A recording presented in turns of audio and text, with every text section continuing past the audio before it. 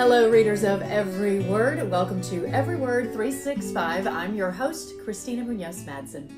Today's reading is Matthew 16 through 19. In Matthew 16, we see the leaders, the Sadducees and Pharisees, challenge Jesus and demand miracles. And in case you need a clarification on those two groups, I'm including a link to a great write-up by Got Questions. Jesus also lets them know what will happen to him, although they don't really get it. Matthew 16, 23 through 28. You are seeing things merely from a human point of view, not from God's. Then Jesus said to his disciples, if any of you wants to be my follower, you must turn from your selfish ways, take up your cross, and follow me. If you try to hang on to your life, you will lose it. But if you give up your life for my sake, you will save it. And what do you benefit if you gain the whole world but lose your own soul? Is anything worth more than your soul?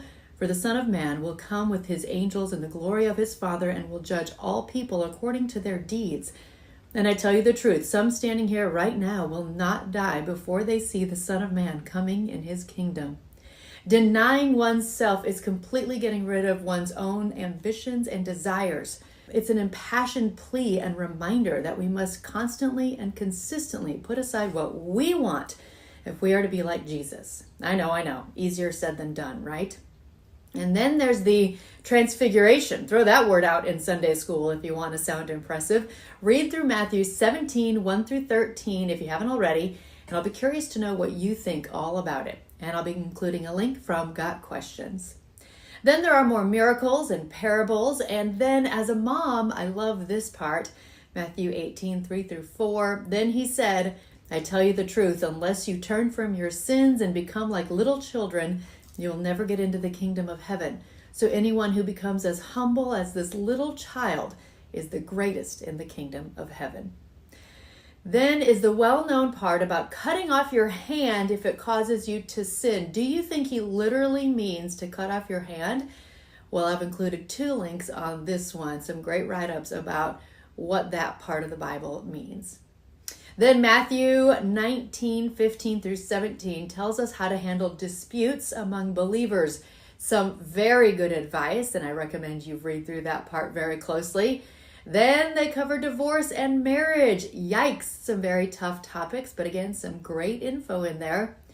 Then we have the story of the rich man, where Jesus confirms that we must still obey at least 6 of the 10 commandments. So are we all supposed to go sell all of our possessions? Maybe. But not necessarily. Jesus knew this man's heart and knew that he would not be able to part with his stuff/wealth. So the lesson is to be sure that our stuff doesn't rule us. Goes back to the old saying about money is not the root of all evil. The love of money is. And I'm including a couple of more links from Got Questions on this part of the Bible. Then in Matthew 19:26, it says, Jesus looked at them intently and said, humanly speaking, it is impossible, but with God, everything is possible. In closing, a question for each of us from today's daily walk. On the basis of what you have read in the first half of Matthew's gospel, what would your response be to Jesus's penetrating question, who do you say I am? Now read 16:16 to find the correct answer. Take a few moments to consider whether it's your own.